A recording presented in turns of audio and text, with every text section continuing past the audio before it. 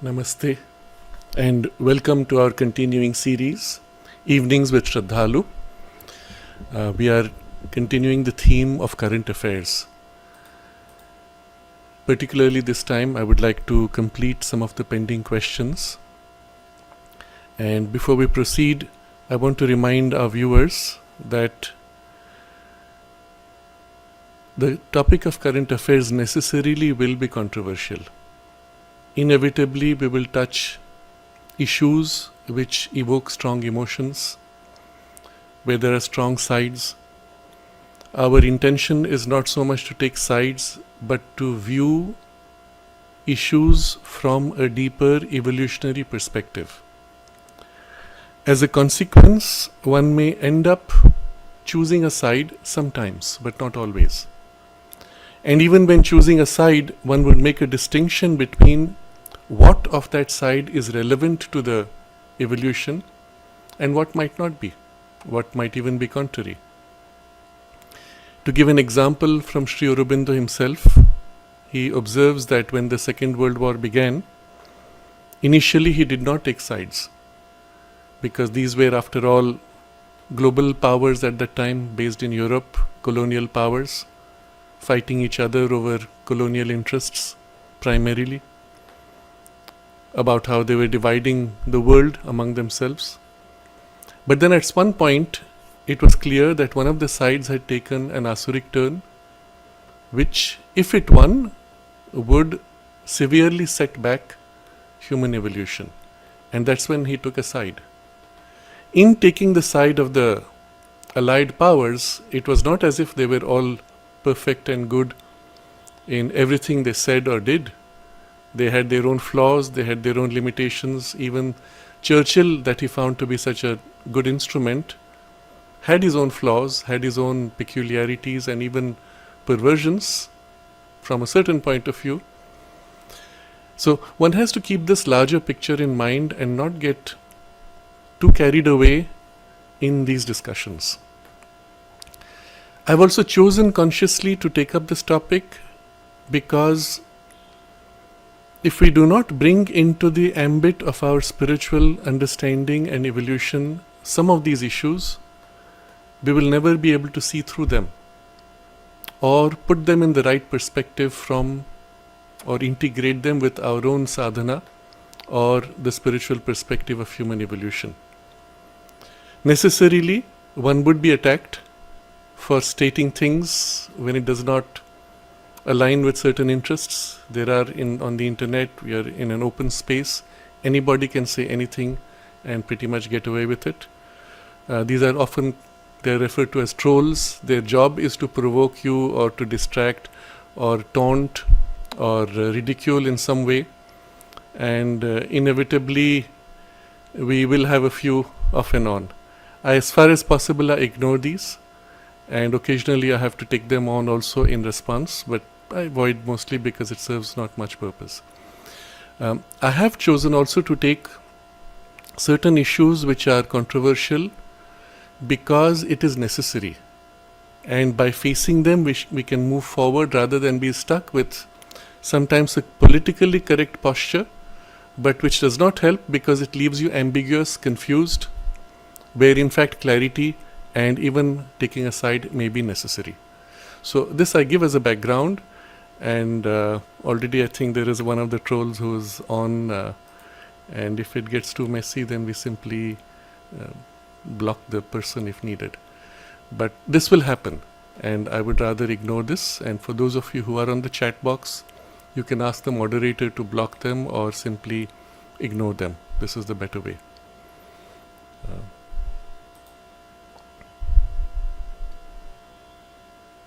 So, with this background, I would like to move ahead with some of the pending questions which have been for the last few weeks, and some of them are have been touched before, but I think it is worthwhile to re-engage with them because there might be many new viewers who might not have seen all the earlier discussions. We are now in a number 253. So the first email I have is the message which was in the chat box last time is from Pramod. when I had mentioned Tagore's poem becoming the national anthem, and which was also used earlier in praise of King George V. And so Pramod wrote in the chat box, respectfully, the national anthem written for English King is a canard which has been debunked time and again. The Jana Gana Mana Adhinayak being referred to is Krishna himself. Tagore's version was therefore truncated by the secular brigade before being adopted as national anthem. Tagore may have been imperfect like all men, but he was not a British stooge. You of all people must have read Tagore's salutations to Sri Aurobindo. So yes, the point though is, at no point did I say that Tagore was a British stooge or that he was not loyal to national interest. It's a fact that when the song was written, he was asked to write something for the occasion of King George V, and he wrote it for that occasion, but in his own mind he says he kept before him the idea of God to whom he addresses this, who is the creator of India's destiny. That does not change the fact that the song was written for that occasion and was used for that occasion. And so that was my point. And the question is then, is that song appropriate to be taken as a national anthem? Or was it better than Vande Mataram? So this question had been raised before also, and for Pramod I would suggest that you look at the more detailed discussion that I already had in the Evenings with Sraddhalu series episode 189, approximately from 10.5 minutes onwards till the 27th minute. There is this discussion quite in detail. I have studied the whole matter in great detail. I have also quoted precisely the letter that you have referenced, 1937, that where he says that it was addressed to God. But then there is also his description of what happens. He was approached by a friend who was the go-between him and the British government, and the friend proposed to him on behalf of the government that he write a song for that occasion.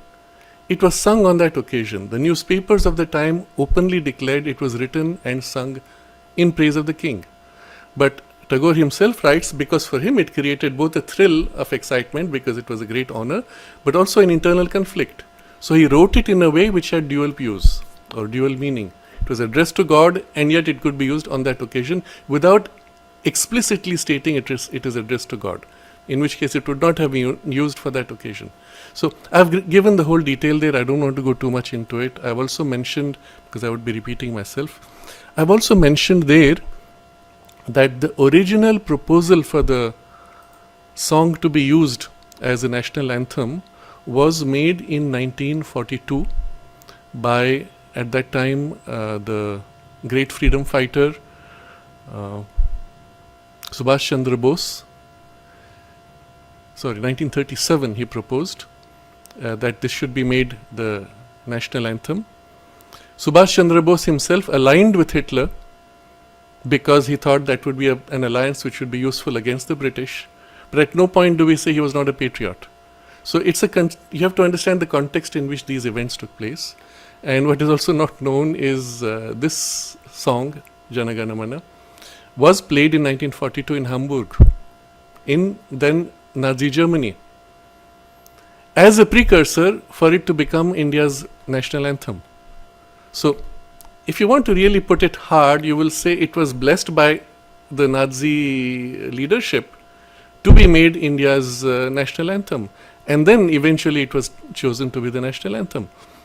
So if you really go back into all these complexities, it can be quite messy. So what I'm trying to show you is the fact remains.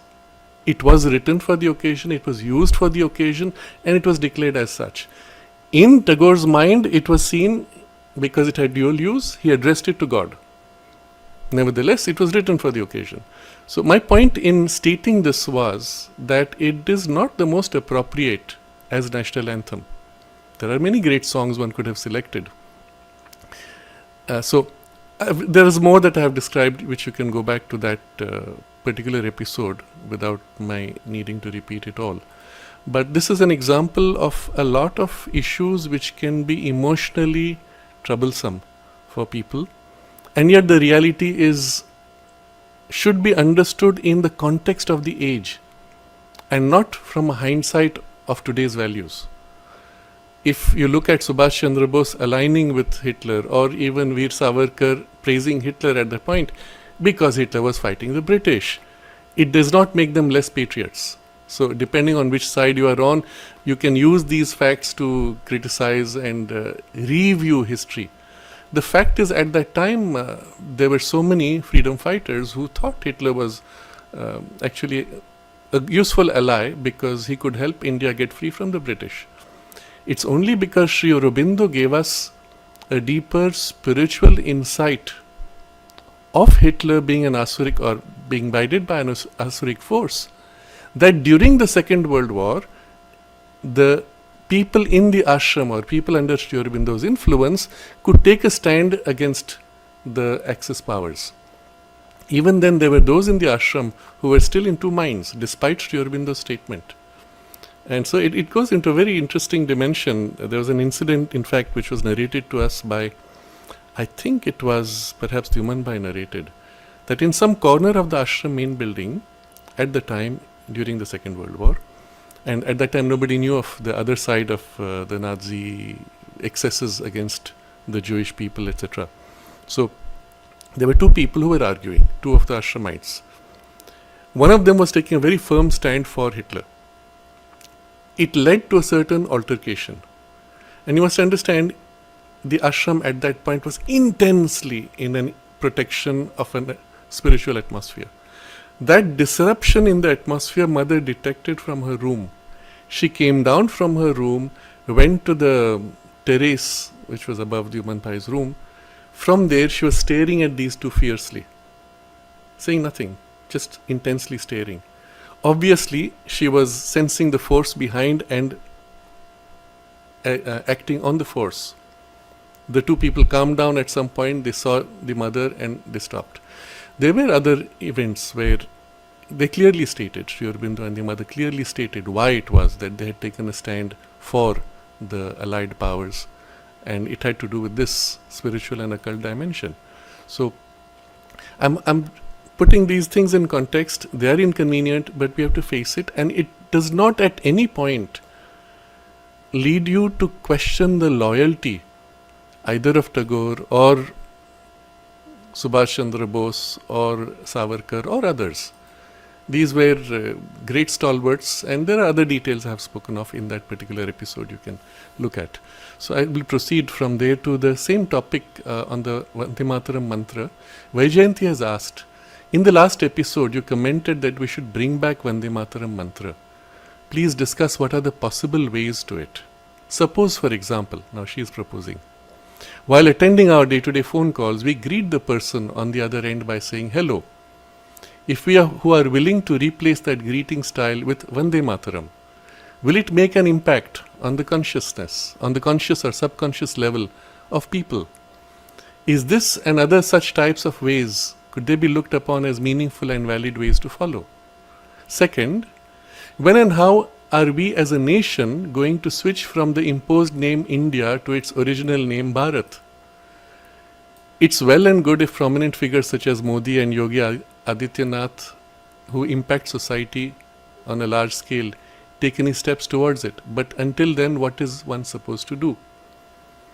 In this context, she writes, what should be our stand upon Shakespeare's quote, "What's in a name? That which we call a rose by any other word would smell as sweet." It's an important point, and I want to share what I think, and it's purely my estimate on this issue.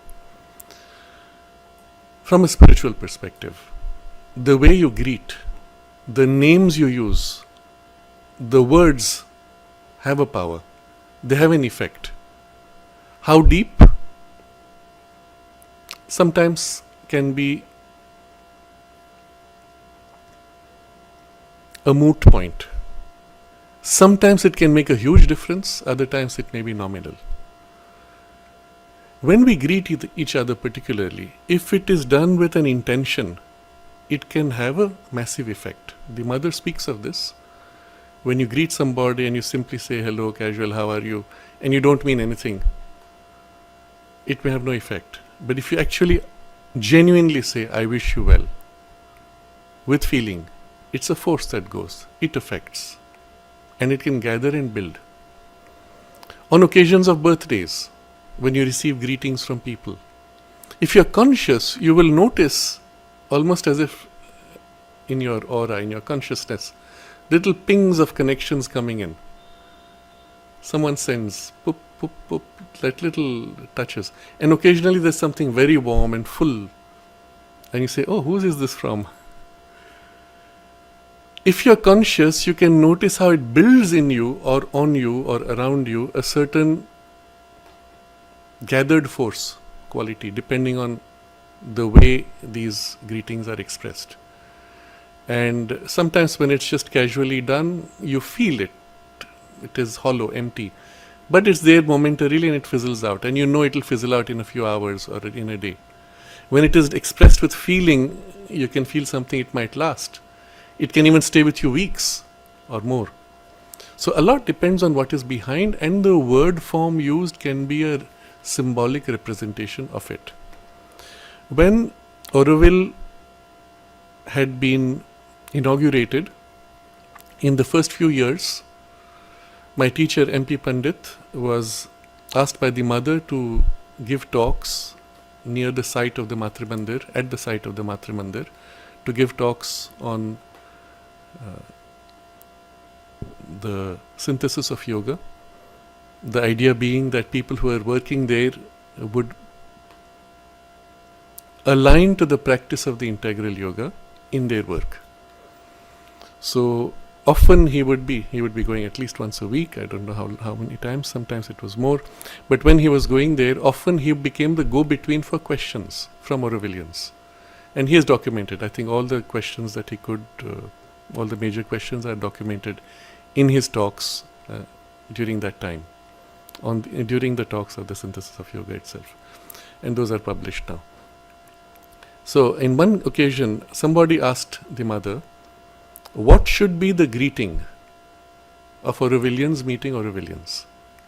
And the mother's reply was, truth. So when you meet each other, you say, truth. You'll see around the banyan tree, there is the message that's again the mother had given for putting at the service of truth. In 3 languages it's placed there. This thing she thought important enough that as a greeting would be a reminder of why we are here, what it is that we serve. In the same way, when she started or she blessed some of the early businesses in Pondicherry, all of them she named honesty. So there is honesty, electricals, honesty, Maison Honesty, Honesty Society, all honesty. Not much variety, you might say. But it was to bring that intention.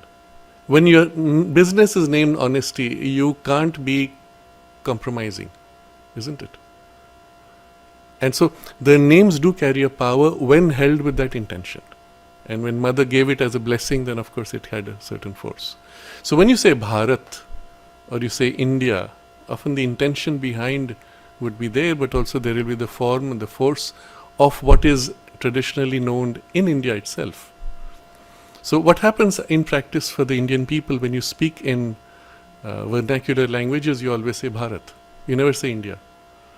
But if you have grown up with the English language, then you say India, and then when you switch to the vernacular, you switch to Bharat, but sometimes you feel too odd and then you might repeat India also. So in the Constitution of India, we the people of India, that is Bharat. So you put India first and then we say India, that is Bharat. So you identify because that's the reality which we have renamed as India. And yes, these things can make a difference. When you greet, traditionally in India, you greet with a spiritual greeting. Namaste is a spiritual greeting. I bow to thee, I bow to the divine presence within you. It reminds you that you are meeting the divine presence within primarily. Reminds you, you too are a divine presence within. You may not be conscious on the surface. But there are other spaces where they will greet with Ram Ram or Jai Siya Ram, victory to Sita and Rama, or just Ram Ram. And variations, Jai Shri Krishna, would be one of the common greetings among devotees of Sri Krishna. So, when you repeat that, it makes a difference. It elevates immediately the atmosphere, the interaction, the engagement you have. And if you do it with feeling, it can be quite powerful. So if you said Vande Mataram, with the same way, yes, it can be a huge force. My suggestion, and it was very embarrassing in one of the schools where I had spoken about this, and I just gave that as an example. I said, look, how the mentality of the slave still retains symbols. And I gave this example of Janagana Mana. And immediately after my talk, they were supposed to play the national anthem. And the students were going to do that, and they were looking awkwardly. And I said, yes, it is a national anthem, so you have to sing it. But you can end it with Vande Mataram. So there are ways you might find in which you accept this, it's a symbol, finally, and then you end it with the Vande Mataram. You might greet yourself with Vande Mataram also. Greet among friends and Vande Mataram.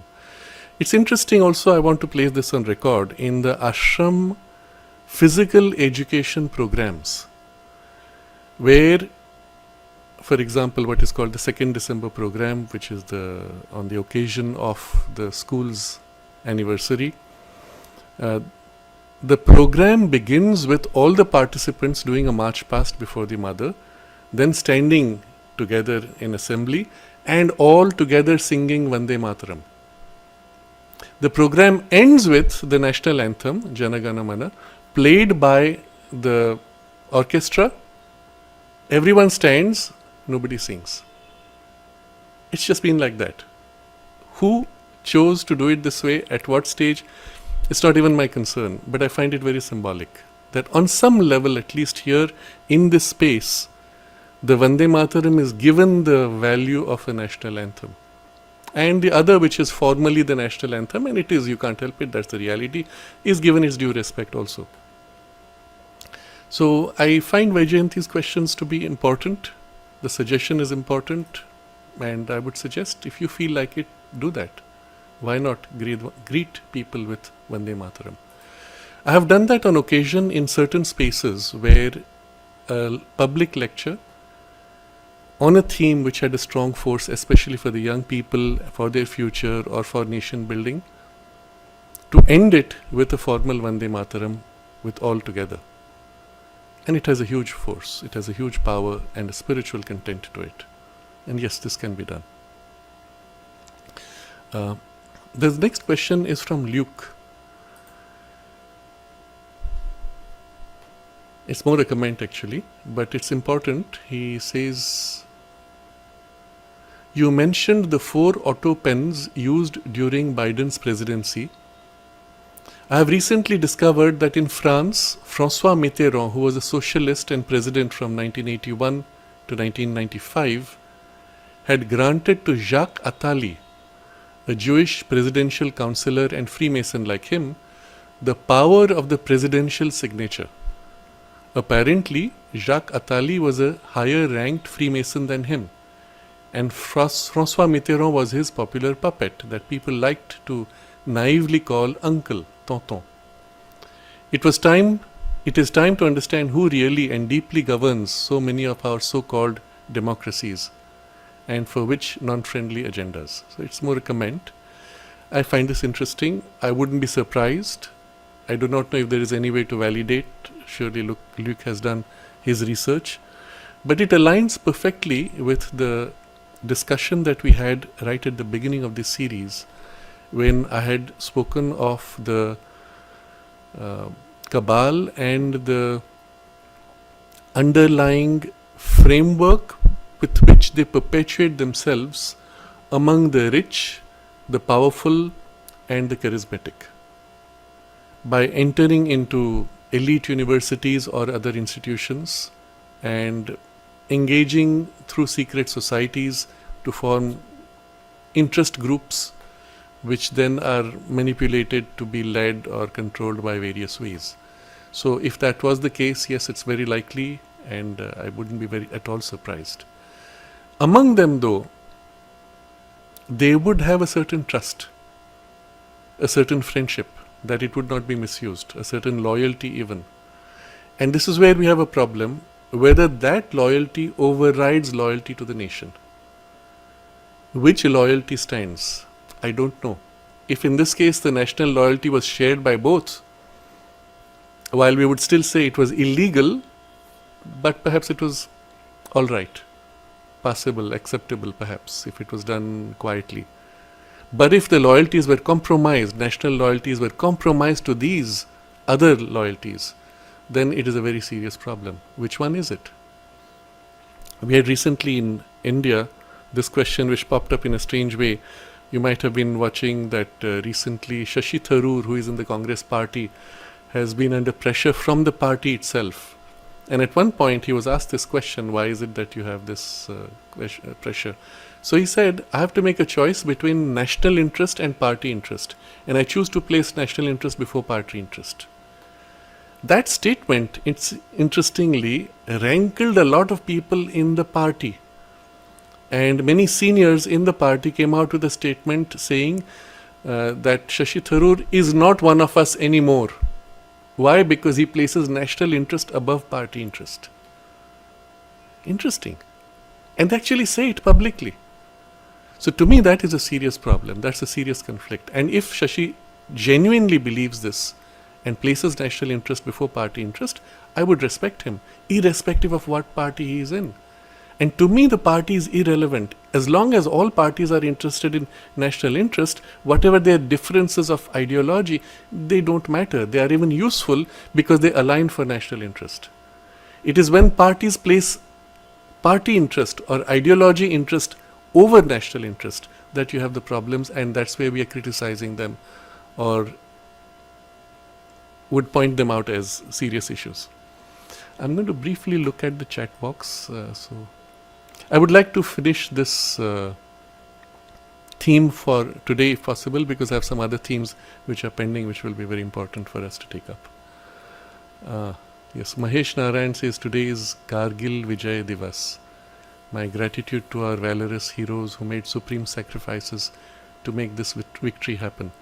This is the day when the victory in the Kargil war was won. So yes, it has a great symbolic value, and it's good for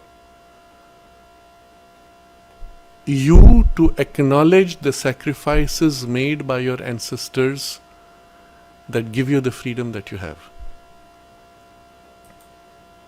This is extremely important. Sri Aurobindo points to this as one of the requirements which makes a civilization great is that they acknowledge the efforts and sacrifices of their ancestors. Where that is not there, what you've received from your ancestors is to trifle. You do not value it enough to protect it, and you can lose it. So this recognition of the sacrifices is important. Nevertheless, I'm going to take a larger position. It is Kargil war, where there was a conflict with the Pakistani army. You take a step above the national identity, and on the other side in Pakistan, it's also a day of loss, where they lost the war. Interesting. You take a step above where other nations are involved, and it may be just one more symbolic gesture or day. So you see how something very important for a certain level, for a certain context, for a certain group identity can become contrary or fade out in importance as you widen the scope. It does not make it less important for the group at its level. If children do not realize the enormous suffering and sacrifices made by the millions who fought to make India free, or before that, the millions who fought through various stages of great historic events to protect civilizational values, you will never have the strength or the courage to stand for them. I'll put this in a certain way which will highlight the importance of this. There's a saying in the business community that every human being has a price. If you are paid enough, eventually you will break and accept whatever it is that the person is offering you. So someone says, hey, I'm going to pay you 100 rupees, $100, whatever currency you use. Will you please do this for me? You may say, no, that's below my dignity. Maybe. He said, I'll pay you 1,000. Where's your dignity now? I pay you 10,000. At some point you're going to say, all right, I will do it. For that much, I don't mind going below my dignity. Change the context slightly. Make it, will you commit a small crime? Go and break the glass of that other person's house. It's a crime, but it's small, petty crime, and you can get away with it easily if you're a little careful. So maybe the price goes up 10,000, 100,000, whatever. At some point you'll say, okay, it's worth it. And maybe I'll spend some of that money to repay the person to fix the glass. There are many ways you'll justify it yourself. Take a bigger crime. Take a moral crime, ethical crime, and see at what point you break financially. On the number, 100,000, a million, 10 million, 100 million, a billion. You see the way the temptation works. You're going to get $1 billion, rupees, whatever, for doing whatever it is. At what point would you break? So the reply to this, I will place in this way. If my parents were petty thieves who went to jail for stealing or for lying or cheating somebody, my identity now is aligned to that, I'll say, okay, not a big deal, I'll break soon enough. If my parents and ancestors went to jail, suffered, died, were guillotined, were killed in the most gruesome manner because they stood for and fought for the freedom of the civilization, of the race, of the people, of the nation, and did not compromise, my identity would be that much more difficult to break. You see how this works?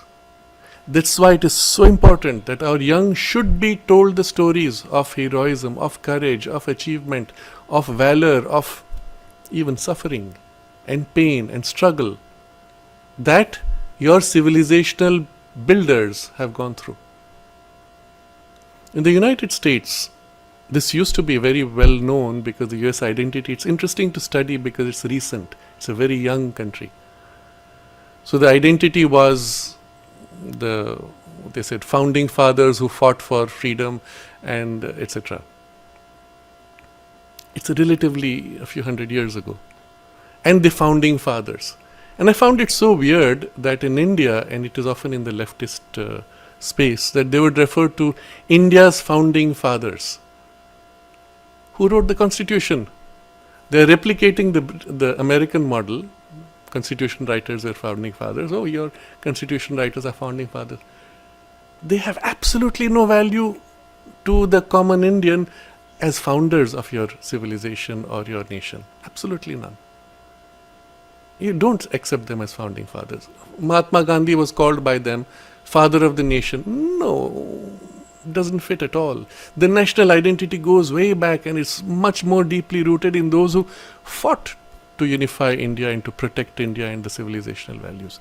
But if you don't know anything about them, and then from your childhood you are told, oh, Gandhiji one day got up and said, quit India, and the British left. Oh, what a great man. With non-violence he freed India, which is a fiction, which is not true by the way at all. Then you do not value the freedom. It was so easy. He got up and said quit, and they quit. I can get up and say quit and they would quit. What's the big deal? You were never told the actual suffering and struggle with which they were driven out. And it's only when they were just about to leave, already they were on the negotiating table, that he said quit India. So he really did nothing. He just took advantage of an occasion. And so you have absolutely no value for the freedom that you've been given. That's why it's so important to know these things, to know these stories. So again, Kargil, yes, it's an important point. And we have to respect the supreme sacrifices. And because we respect the people out there on the border who are willing to die to protect you so that you can be free, will be willing to die and make that sacrifice. Because we respect, because they know that we value them. And this is important. But also put it in the bigger context of what has brought us to this point and given us those civilizational values. by which they became heroic and could stand for what were they fighting for or protecting. So it's just putting it in context. Khyati is saying that nowadays there are a lot of people suffering from mental health disorders. We see that in a lot of patients in the OPD. Can you say something about this problem in the mother's light? Yes, and I'm going to put it in context of what we have been discussing so far. In 1992 end, when this war started in the US invaded basically Iraq and overthrew Saddam Hussein. My teacher, MP Pandit, he made this observation. He said from the point that things started, you could feel in the atmosphere a huge disturbance. And he made a comment about how a lot of accidents and little issues were happening because there was this disturbance in the collective consciousness of humanity. Because right now, at that moment, there are literally thousands, perhaps lakhs, approaching 1 million perhaps, people struggling, dying in some of the most gruesome ways in the middle of the war. And it creates a ripple in the collective consciousness. It impacts us on levels where we are not conscious. You'll find yourself getting distracted, confused, because that stress of their suffering is affecting and stressing you on some level you're not aware of. Sometimes it is picked up more easily when you're asleep in dream state, or generally in that state when you're more open to a universal, wider consciousness and are susceptible to influences on the subtle level. When you're awake, you're too crude and gross and hardened on the surface to feel anything. But it also triggers, because of that, indirectly, accidents and other little problems. So it's a fact that there is such an impact on a collective level of such events. But if you look at what has been happening, generally speaking, there's a kind of a war which is not quite that where you blow up people, blow up spaces. For that also is happening. Right now there are millions of people suffering. But there's a different kind of war which is a psychological stress of war. There's also war which is, I won't use the word war, I'll say there's a kind of a disturbance of the same grade of consciousness, of a psychological, crude, vital, emotional disturbance which is being spread through social media. Through a media that at any point you pick up the phone, you see things and get messages which are strongly negative. That affects you. I remember once I had done this experiment. I had television sitting in my room with a cable connected. I noticed that when the TV was on, there was a certain onslaught of a certain grade of energies. Even now, recently I went to somebody's house and they had the TV on and it was very strong, the disruption. But when I switched off the TV, it seemed to go away. And then one day there was a problem and the signal was not present. And that's when I realized actually even what had gone away dropped further down. So just the fact that there was a cable plugged in, the TV was off, it was on what we call sleep mode, had still some underlying disruption energetically. I switched off the power in the TV, it dropped a little further. I disconnected the cable, it dropped a little further. Interesting. Today you don't have the cable, you have the phone in your hand and it's linked wireless. As long as it's on, there is a certain vibration. You open social media and you watch a little bit, even if what you're watching is not so disturbing, behind that is the energetic pressure of all the other disturbances. So there's a lot that's happening currently which is affecting people, and some of it is also the result of the programming that is being worked upon you through the social media and other means, where you're pushed to think in ways which are not aligned to your soul's aspiration. So there are a lot of misalignments on many levels, caused sometimes deliberately and sometimes incidentally, which lead to these kinds of internal stresses and subsequently mental health disorders. People do not realize watching 1 hour or 2 hours of social media or other has a dulling effect on the brain, reduces your IQ, weakens your power of concentration, weakens your will, holds you in a state of hypnosis so long, so frequently, that there's a point after which you are tending to live in a half hypnotized state at all times. There's recently some articles you will see about what is called the Gen Z stare, Generation Z stare. So occasionally Generation Z, these are people, not too sure, 20, 30 years ago, born 20, 25 years ago, something like that, who have been on social media much of their life. They have a particular stare. Suddenly while sitting, their eyes will blank out and it's as if they're not there. It's blanked, looking nowhere, sensing nothing, seeing nothing, and they're in this blanked state in the middle of a conversation. And you look at them and it feels strange. Those who are not part of that, when they notice it, it can be a bit disturbing. What is this? And it's actually a state of semi-hypnosis that you have been brought into so often, so many times, that you tend to fall into it every now and then with no effort at all. And all of these are very serious, disturbing signs of where the younger generation is being led to and what it is being led to become. And many of the mental health disorders are incidental to all this. So it's a longish response, but from a spiritual point of view, you can understand this. The corrective methods from here will be also more complex. It means for them to take charge of their life, take charge of their mind, break out of that semi-hypnosis, start thinking, becoming conscious of their thoughts, becoming conscious of their actions, becoming conscious of influences, choosing then to refuse certain influences, etc. Literally coming back into your own and not living as a puppet.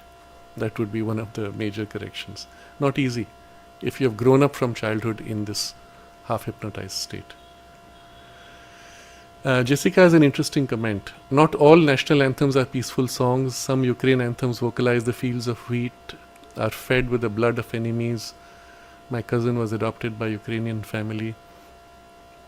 Yes, that's interesting also. So a lot depends on the values which define the nation, and particularly in the forming of the nation. What do you go back to and say, this is what defined us? It's interesting to ask that question.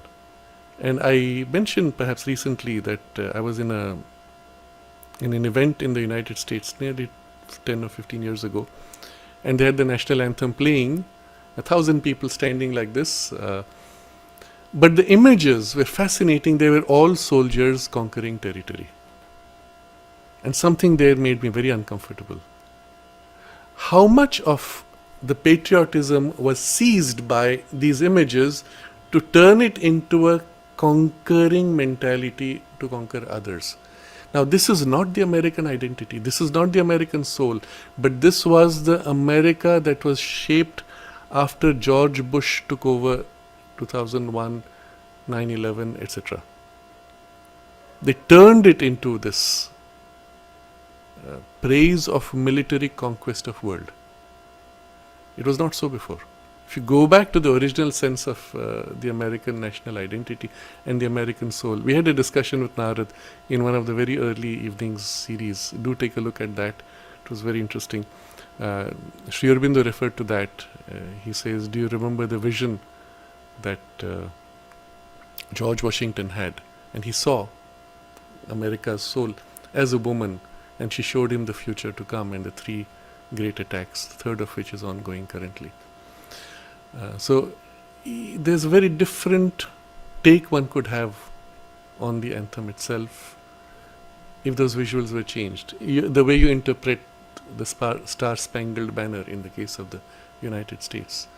Or if, as in this case, fields of wheat are fed with the blood of enemies, then it means the identity is largely reactionary or protective ego based on a physical separation, struggle, identity, etc. It would not align to the soul values. And I would even suggest that Ukraine should reformulate its national anthem in a formation that better represents its soul values, what makes it distinct, unique, its higher aspiration, etc. And these things have a huge, huge impact. Remember, observe yourself when you are listening to a national anthem and all of your patriotism kicks in. What is this patriotism? I'm sorry, I'm going to put it very crudely. National ego. I, this nation, this identity, we are so great, we are different from.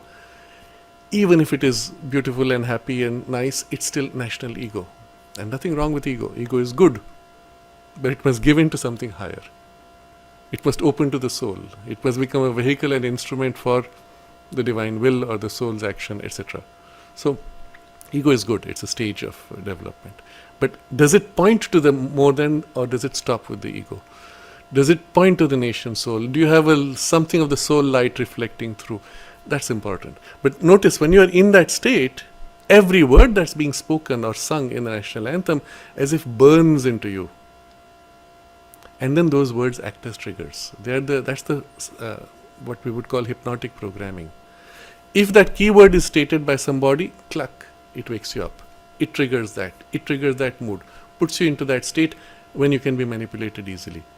So that's why, going back to the earlier question of Vaijayanti, if you make Vande Mataram your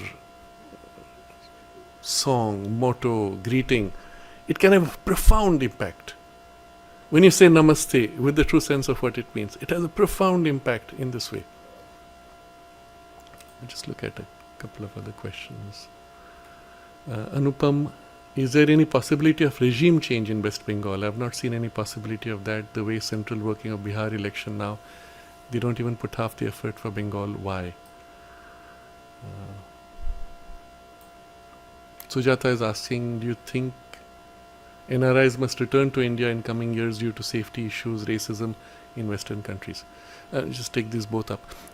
No, not necessarily. Whatever you may see of racism or safety issues have always been there. It's not something new. It's human beings have these issues. It's normal. If it seems like it's growing, don't trust the media. Somebody is playing you. A lot of what is projected in media as trends of hate, crime, etc., a lot of it is made up. In the sense that, yes, maybe they happened, but the slant given by the media is made up. In India, for example, very often you see somebody died, somebody was attacked, somebody was robbed. If it's the leftist media, suddenly they will say, Dalit student robbed. They'll bring into it some such twist and make it a caste issue somehow. And where it doesn't serve them, they will hide the identity completely and say someone was killed by someone, and that's it. And then you know exactly who did what because they don't want to say it. So, the media has a way of exaggerating. And especially now you must understand, there is no such thing as a shared media view. Earlier you would have a newspaper headline which was seen by a few million people perhaps, the same headline, the same newspaper structure. So the editors had to make sure they held a certain balanced view that would be acceptable and interesting enough to those million people. Today's media is custom made to you. In other words, Google or some other Facebook or one of these powerful entities using their AI is tailoring what you see and shaping your thinking and value system by controlling what you see in a way that you are completely unable to defend yourself from. And let me say it very bluntly, even with the best of intentional awareness, you will not be able to protect yourself from the slant that it creates within you. It will happen. You may need to consciously override from the point you detect it. But if it happens slowly enough, you may not even detect it. It's that powerful. And each person is being given a completely different newspaper, tailor-made to you. And designed around what the AI has already figured out is your temperament, your belief system and values. So they know exactly which points to push you, to trigger you or to shape your behavior. This is being done deliberately. So there is no such thing as an attempt even to be unbiased or provide some kind of a common baseline of news. You're being hammered with whatever it is they think will lead to the outcomes that they want from you. So coming back to this question, racism, safety issues, etc., nothing has fundamentally changed. If anything, I would say, generally speaking, things are better, at least in those spaces which are still largely civilized. There are spaces where they are not so, and they have been bad, but they have been just as bad. So it's not such a big deal. So I would say, no, don't get carried away. Do not trust the media. Do not trust impressions that the media creates. That's how powerful the technology actually is. But coming to West Bengal and Anupam's question, regime change will depend on people waking up. And then in West Bengal, there's the additional problem, which is the very large numbers of illegal immigrants, because the border with Bangladesh, which actually before partition was one big Bengal. Of course, there's difference, east and west, qualitative differences, but one side could go to the other side. Other than a shift in accent, you would not know. That's how integrated it was. So, and until recently, until about 15 years ago, the borders were open, porous. You could, in the middle of the night, get up and walk across. Just because there were rangers walking around, you missed them at night, you got across, you could go anywhere. Millions of people have come. Bihar alone, as you can see, in the recheck of voter identities, they have had to eliminate some nearly 70 lakhs. That's 700,000 people who have either died or moved out or have duplicate identities, and it's so prevalent. Even in Pondicherry, which is such a small space, the person who was working with us, on the day of voting, he says, I have to go early because I have to go to 2 different places to vote. How do you do that? He says, I have 2 different identities in different places. I'm going to vote in each. What do you do? Because there's a mark they put. Oh, that's not a problem. And he told me the technique which they are taught to remove the mark. So he goes, votes somewhere, there's a black ink mark. He comes immediately, rubs it off with a certain technique, goes to the other places and votes. Why? I get paid. That's how crude it is. So yes, it needs a major cleanup. And when people do wake up, yes, inevitably it will change. But I'm going to ask a more deep question. When West Bengal was held in the grip of the leftists, and they broke away from that, and the present chief minister then took over, she came with such great hopes. People had so much hope. I know people who really said, oh, finally something is happening. And what happened that she swung in a way which has been so harmful? What is it that anybody who comes to power would then have to face the way she faced? That might also swing them. This needs to be really looked at deeply. Because you must understand, a politician's first priority is survival on the seat. You're not a politician if you don't get elected ever. So you get elected. Once you're elected, you don't want to lose that seat. Otherwise, you don't do anything. Isn't it?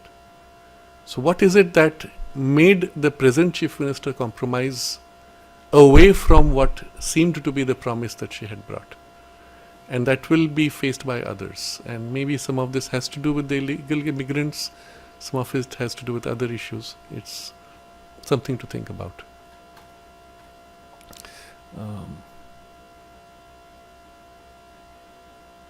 I'm going to continue with the questions which I had for today. Nitin had an interesting question. He says, one thing remains unanswered. Trump and Elon were supposed to bring about the next big change, free energy, universal income, etc. For the AI age is upon us. Is there falling apart simply divine optics, or something has shifted that line of evolution? So I will going to ask, where do you get this idea that they were supposed to bring next big change of free energy and universal income, etc.? There was a lot of such speculation. I'm aware of that. There was a lot of such hope that Trump would actually do those things. And I don't know whether that can be done yet. You see, the interests which would want to block such freedom of humanity are still too strong in their position of power. If you bring light prematurely in a space of mixed darkness, let's say, where the darkness is still powerful enough that it can catch the nascent light and suffocate it, then it is premature. There has to be a gradual or maybe a series of such attempts which get suffocated, which allow for a gradual tilt until some part of the light is strong enough to hold its own against this attack, and then it becomes stronger and overturns the darkness, and then eventually can fully reveal itself. That's the way it has to go. What we are seeing today in the United States is a huge shift, and I'm going to again say something which might sound a bit extreme. The more than 50% of the United States believes in Trump. The overwhelming majority that voted for him, despite all the impression that the media has created for you. Remember, it was overwhelming majority that voted for Trump in every way, state level as well as national level. All these people who used to vote Democrat earlier switched sides just for Trump, not for the Republican Party. Just that is a huge breakthrough. How far can you push that without already the pushback becoming overwhelming? So I don't think we are yet ready on that level where the government might make available free energy or other whatever else. I'm not sure universal income in that way we would be ready for, but to what extent that can happen is a moot point. Again, this universal income, etc., I'm not sure whether that's really the way forward, at least for the near future, for the simple reason that if you observe a person who has got a lot of money suddenly, do they actually use that to grow in consciousness, or do they fall into inertia or lose their way even in excesses? That's the balance which decides whether you're ready for that comfort. It's a practical problem of communism. Communism makes this promise that we will take care of you, don't worry, you'll be given everything. Now you're free to do what it is you like to do, or the job given to you by the state in the worst case. But in the best case, you're free to do what you want to do, what you like to do, what you're good at. What happens then? At some point, the people lose the push to keep doing. They slide into inertia. As long as the tendency to slide into inertia is stronger than the aspiration to grow, you are not ready for that level of comfort. You need the kick, you need the pain, you need the struggle of survival to make you make that extra effort. This transition could be made easily if the education from childhood was turned towards nourishing your spiritual aspiration, or at least the evolutionary aspiration. And it can be a very superficial evolution, but still it can be a growth, healthy growth. But in the current status, I do not know if a large part of humanity would be able to make that. It's to be seen. But I'm just sharing with you issues which are involved in the finding an answer to these questions. Okay, I come to a very important set of questions from Arnab. This is from the evening series 248. He writes, 1. We have often seen Trump resort to exaggerated statements or even outright political theatre to keep the mainstream media busy with their anti-Trump headlines, while he goes on and accomplishes some hidden objective.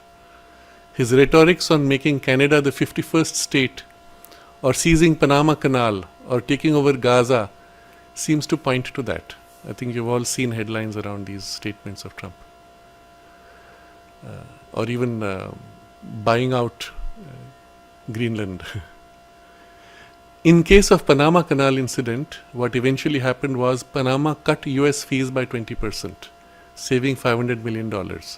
In the case of Gaza, Egypt came up with a proposal to rebuild it, effectively loosening their purse strings in constructive effort. Can you please share some insights on if and how Trump uses political theatre as a means of distraction to achieve his goals. I think Arnav has already given some very good examples of this. Remember, I mentioned last time, Trump is a negotiator, and as a negotiator, he'll always start with an excessive position and then scale back. He'll always take a hard position and then come to a compromise. That's the strategy. And it's a very reasonable strategy which is normally used in all business deals. And he's making business deals right now. So what he did with Panama, eventually you see nobody's talking about Panama, but nowhere did your mainstream media tell you that Trump was successful in that negotiation with Panama. He said they will not allow Chinese control. He said they will not allow US to be sidelined.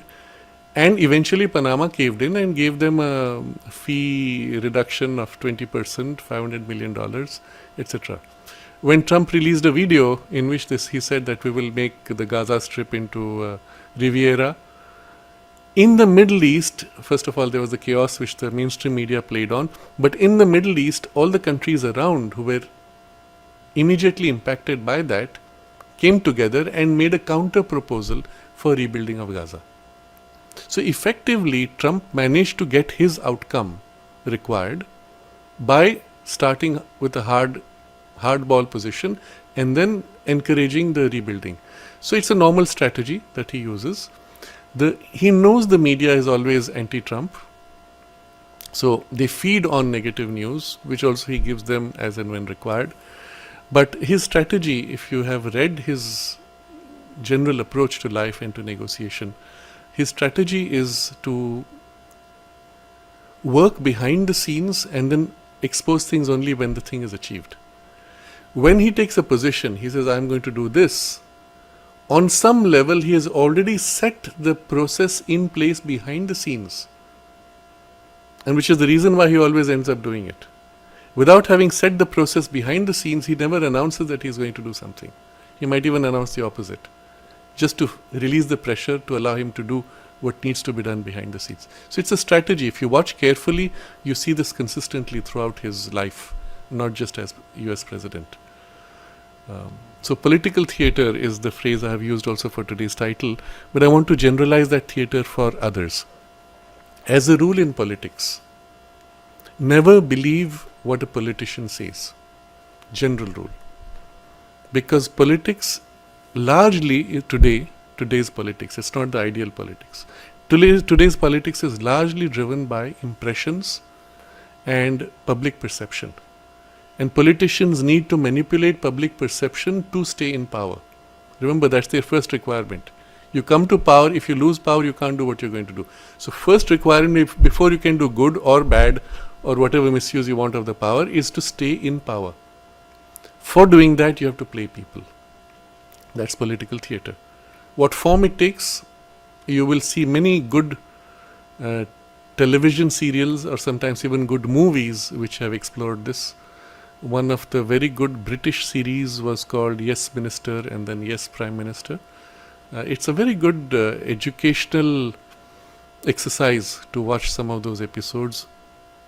While it's presented through the lens of humor, each of those examples, each one of them is real, true, and actively used today everywhere. And this is the case not only with politicians, it's also the case with other media personalities who have to deal with public perceptions. So, general rule there, don't believe what they say, observe what they do. Observe their actions, observe what they did in the last few years, despite whatever they may have said. That gives you a real picture of what they represent or their intention. Even if they say, oh, we tried this but we could not because too much was against us or we didn't get enough support, etc., don't believe that. If they could not do, if they did not do, they never intended to do. It's very simple. If they actually did partially, then it was intention and with resistance. But they did and they keep trying to do, then you know that this is their intention. So, first of all, distrust all politicians. And with Trump, the same principle would apply. Except, and this is the reason why his voter base continues to grow, even willing people from the other side of the aisle, is because everything he has promised, he has actually not only made the effort, in most cases successfully done. So it's quite remarkable. The same with Modi. which is what keeps him in the base. Today there was a news item that said he has now broken Indira Gandhi's record to become the second longest running Prime Minister continuously. And he might still continue longer if he maintains this image that he gets things done and he is actually helping the continuous growth of India. So a lot still depends on public perception. But that's the problem with the politician position. To maintain public perception, there's also compromise. Sometimes behind the scenes, sometimes overt and blatant. How far will they go? Where will they draw the line and say, not more? I won't rock the boat more. That is to be seen always. But political theatre is one of those things which is part of the reality. So, second, from here corollary, do not believe the media reports of a politician. Again, go to what they are doing, sometimes what they say they will do and then what they do actually and the contrast between them. But do not trust what the media tells you they say or what the media says they will do. There's a big difference there. So it's important. You see media putting quote marks around phrases but not giving you the entire speech, not giving you an entire sentence, not giving you the entire paragraph in context. Distrust the media. They're playing you somewhere. I've done this many times as an exercise. I remember once when Trump had just come to power, somebody sent me an article, and this was a New York Times article where they had done a comment. Trump said this, he said that, and then one of his voter bases said something, and it was all so dark, so disturbing. If you read that, you would think, oh my God, this is the worst evil. So I said, okay, this does not fit the data I have. Let me go to the sources. So I actually went to the actual lecture Trump gave, actual statements he made, and what the others made. It was completely different. The context was totally different. So I made that analysis, put it all together and sent it back to my friend who sent me the original article. And I said, this is a media hit piece. The media wanted to damage his reputation by deliberately lying and decontextualizing his statements. And here's the facts. So I did a whole research. It took me a couple of hours. And the person not only did not respond, they did not speak with me for a long time. That was the strange thing. Interesting. Because it exposed somewhere that the person wanted to believe this and suddenly the reality was totally different and it created internal conflict. They would rather not face it. They shut contact with me for this. It's fascinating to observe this. And this is the way we internally manage when we are faced with this kind of, the phrase for that is,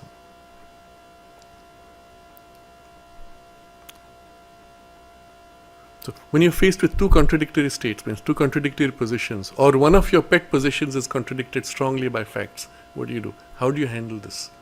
Dissonance. It's an internal dissonance. It does not align. What do? And in most cases, people tend to back off and withdraw and say, anyway, I don't like this political field, and walk off from that conversation. They don't want to face this. Rather than say, oh my God, the media has been lying to me. You don't want to say that. You want to say, I can't face this politics. Oh, all these politicians are equally bad. That was not the case. You saw something which really you had difficulty internalizing. So observe these tendencies in yourself and learn to deal with it. So political theatre and the media, I've generalized from the question a little bit, but it's useful in this case to study how Trump manages things. But you must go behind the scenes. Second question from Arnab. On a related note, how much of the spat between Trump and Musk was political theatre versus actual damage in their relationships? Given the long association and work history, and especially after gutting US aid, some insights on the big beautiful bill, if possible, that seems to increase debt ceiling by $1 to $2 trillion. I've already spoken about this, so I don't go too much into detail, but just to recapitulate, both are really smart. Elon Musk is very high IQ, 150. Trump is 150 IQ. Now, sometimes very high IQ tend to have emotional issues, or they don't have patience with situations that are too dumb. That's a different story. But they don't do stupid things in a consistent way. Even if someone does something stupid, occasionally they'll correct for it immediately because they see the consequences. Both are successful businessmen. You can't do big business without being very realistic, without being tested each day, every moment, every decision, where you have to make sure everything works out for the business success. So, or you're a failed businessman. If one of them was a failed businessman, I would have said, okay, they can do stupid things.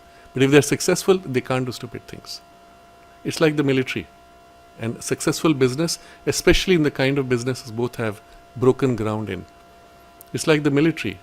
If you are incompetent, even momentarily distracted, you can be knocked out and killed. It's that bad. And you sustain through that and come through. So both I put on very high level of competence, of intelligence, of ability to manifest and actualize their goals, based purely on track record, and far better than anybody you see on the same field, in the same zone. For them to make stupid mistakes like this or get so abusive publicly is not normal. So it was very obvious it was theatre, and I had mentioned that before. You see more recently Trump coming back with completely contrary statements saying, yeah, but I want him to succeed, I don't want him to fail. What is interesting, and so you have to observe carefully when the game was played, when I was watching to see what was saying what, there were people around Trump making statements which the media presented as the Trump administration position, and Trump kept quiet. And then you know that they're playing a game. Give another example recently with Ukraine. While Trump was saying he wanted the war to stop, and he was actually promoting negotiation, forcing Ukraine and Russia to negotiate to end the war quickly, there were two politicians from his party who were going to Ukraine. One of them was Senator Lindsey Graham. He was going to Ukraine, meeting with Ukrainian President, and making completely contrary statements from Trump. Now, if you saw what was happening, and Trump was saying nothing about it, if you saw that, then you would recognize that within the party itself, there were different groups. Trump was not overtly exposing the other group. He was letting them have their say and do their play. Media was playing you by mixing the two positions, and so you never knew what was Trump's position, what was party position, what were internal contradictions within party. So, which is what made for a lot of the confusion in the media. And Lindsey Graham, by the way, if you see the track record, is deep state, hardcore deep state puppet of the cabal. So what he was saying was actually intended to promote further war. Subsequently, Trump came back with a statement which was not obviously contrary, but it was very different, where he said, we will provide equipment, military equipment to Ukraine. But then if you looked into the fine print, the equipment was not for bombing or attacking Russia, it was defensive to create this equivalent of the Iron Dome and missile defense. So there was a very clear strategy on Trump's side to not go against his own party who were opposing him, and yet to hold his ground. So these are nuances which are lost if you just follow the media presentations of what's happening. There's a huge struggle ongoing, which Trump is still having to have within his own party, considering that, let's say, a majority of his own party is against him or against his agenda of cleaning up the whole political space. And as a consequence, the big beautiful bill which Trump had to get through, he had to pass not only his opponents within his party but also the opposite party, for which many compromises are needed. And that's the increased debt ceiling, etc., which has to satisfy all those people who would not otherwise let the bill pass. So literally each group which has said yes has its hand in the pie in one of the things where there is wasteful expenditure. So they are getting their fill, hence they agree to the bill. And that's the way Trump has to manage, and this is pure business management, where you accept certain kinds of compromise for a particular outcome, which is so important that the compromise is worthwhile. And he got his agendas through, with those compromises. If you see it in this way, it makes a lot of sense, without which he would not get his agenda through and nothing would happen. So these are practical things, and later, of course, those other things which have been passed can always be neutralized. Under some technicality or other, they will do an investigation and discover, this was wasteful spending, or there was some diversion of funds, and they crack down and stop the fund flow. It's easy to do later. So I hope this helps understanding the situation. Third question from Arnab. Speaking of US aid and what happened to DOGE, that's the Department of Government Efficiency, which cut down the wasteful expenditure. How feasible is it to save the economy from bankruptcy, especially since de-dollarization in international trade is gaining momentum? My view on this is,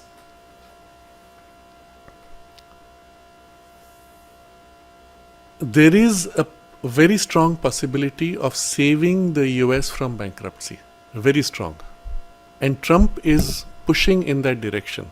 One of the things which was fascinating to see in Trump's first presidency was how quickly he was able to reverse the indebtedness of the US economy. How quickly he was able to get free from the oil dependence that US had. How quickly he rebuilt national reserves of oil and other strategic reserves. And that was absolutely stunning. I would compare this with Elon Musk and the rapidity with which he gets his projects accomplished.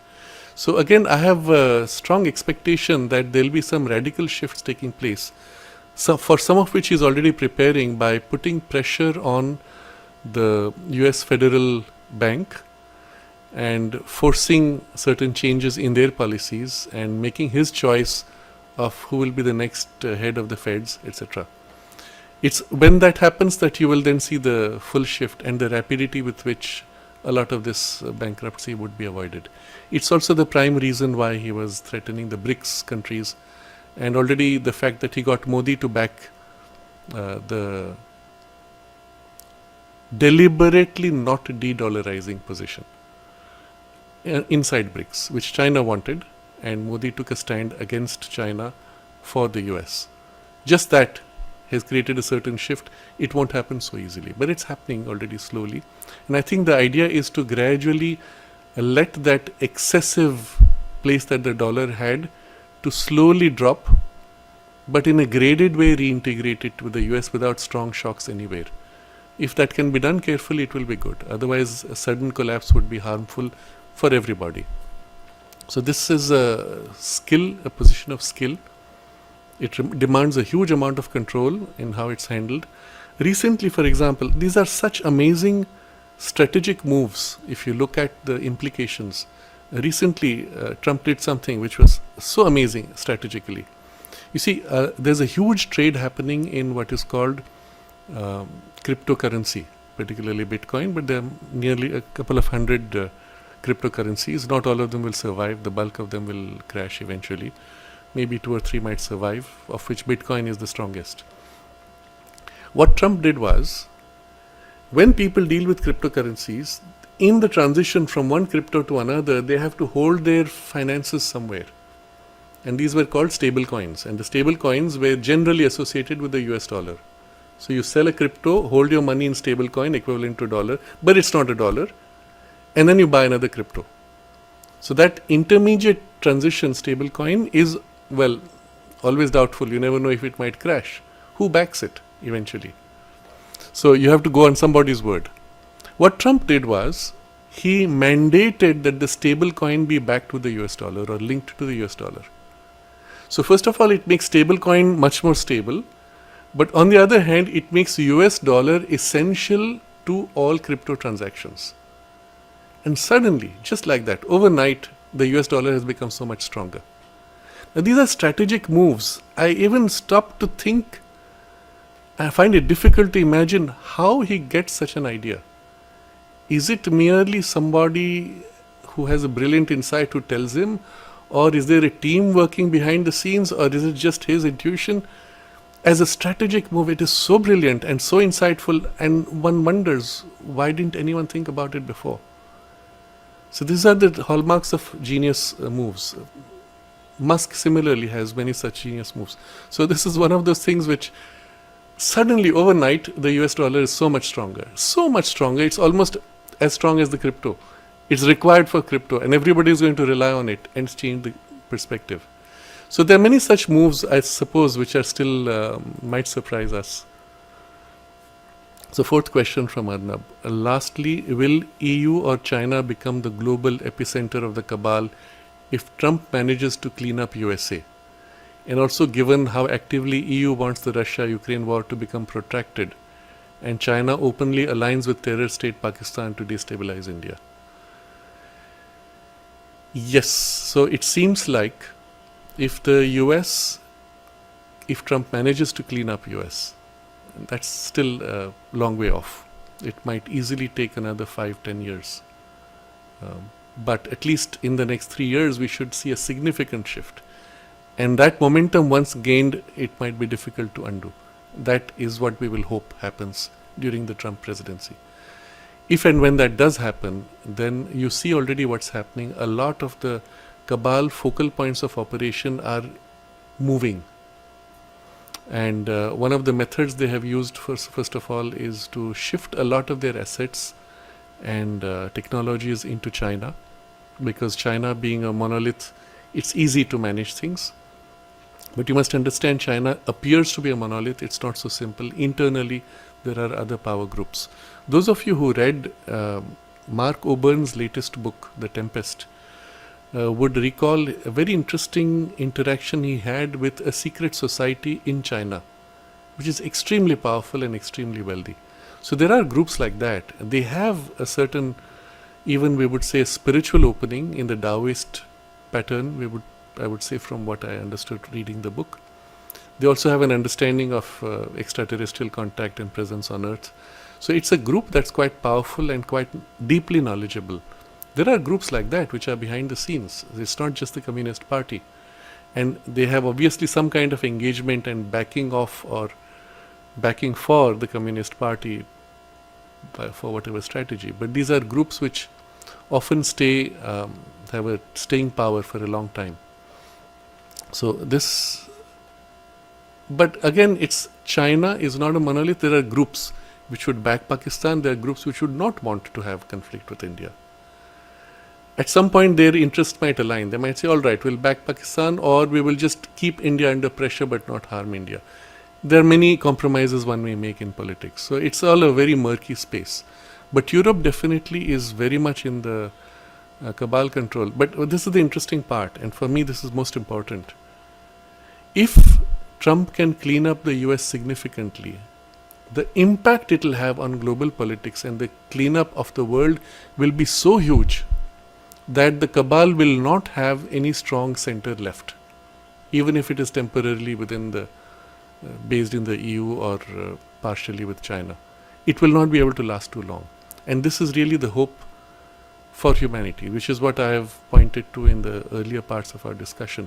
If these disruptors, maybe Trump, maybe others, if these disruptors can sufficiently make this transition, and humanity as a whole, in a significant part, can sufficiently wake up, these two combinations would create for a stability that would prevent any further fallback.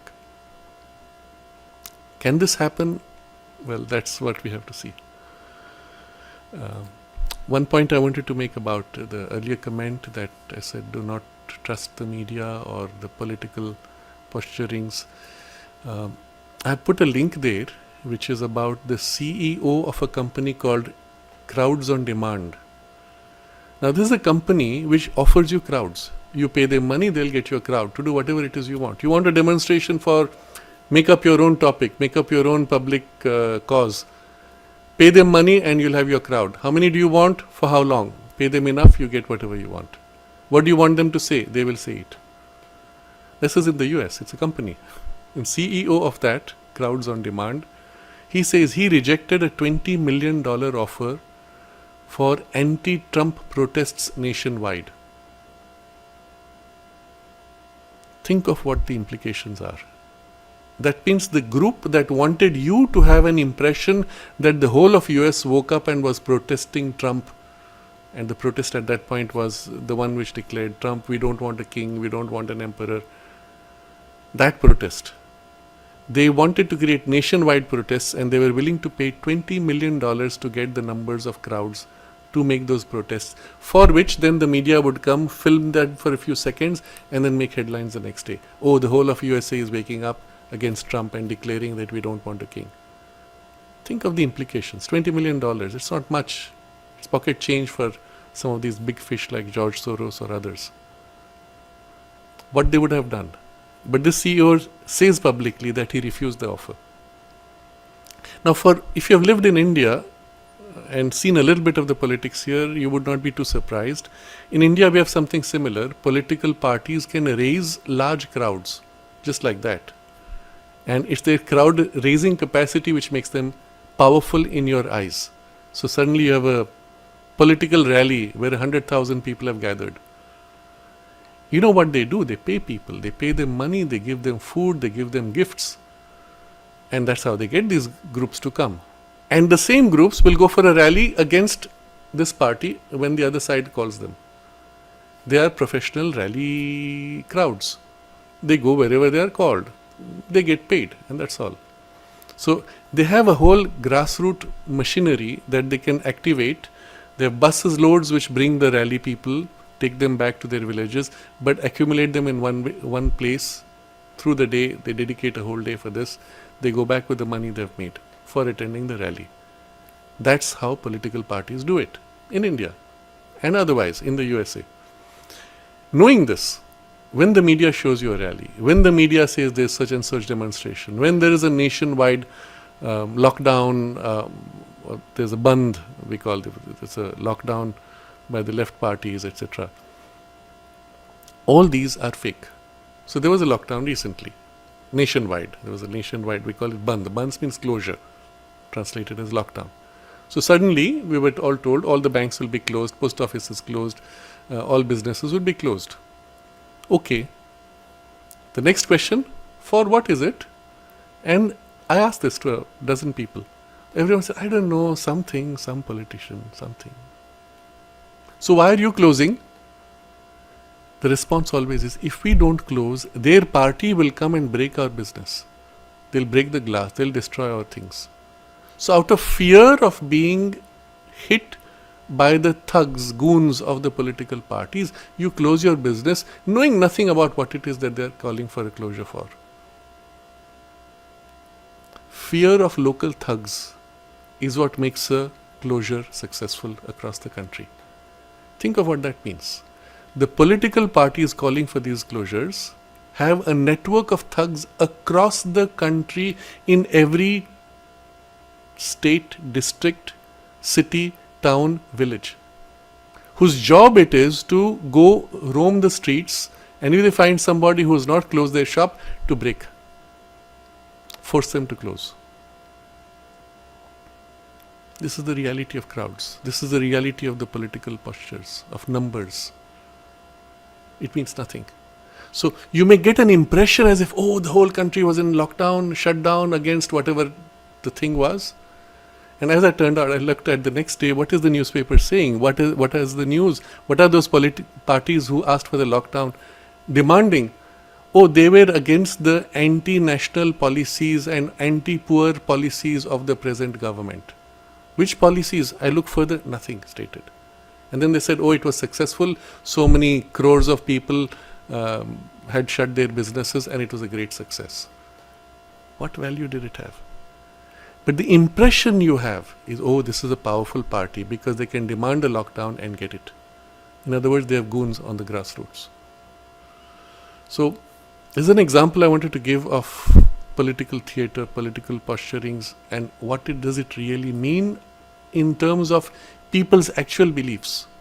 So, it's possible that the actual beliefs of people have grown and changed so much, you see no sign on the surface, until suddenly one day everything flips and the whole thing is gone. And you would not have seen it coming because the appearances were maintained.